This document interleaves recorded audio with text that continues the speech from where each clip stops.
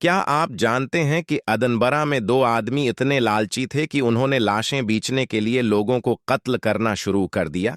1820 की दहाई में बरक और हीर ने पहले कब्रिस्तान से ताज़ा दफनशिदा लाशें चराएं।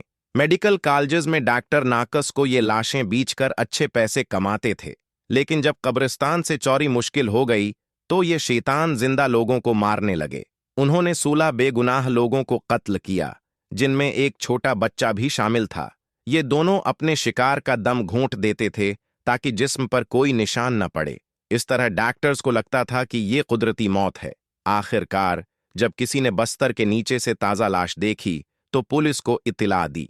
हीर ने अपनी जान बचाने के लिए बरक को धोखा दिया। बरक को फांसी दी गई और इस वाक़ये के बाद हुकूमत ने तबी तशरीह के लिए नए कवानीन बनाए।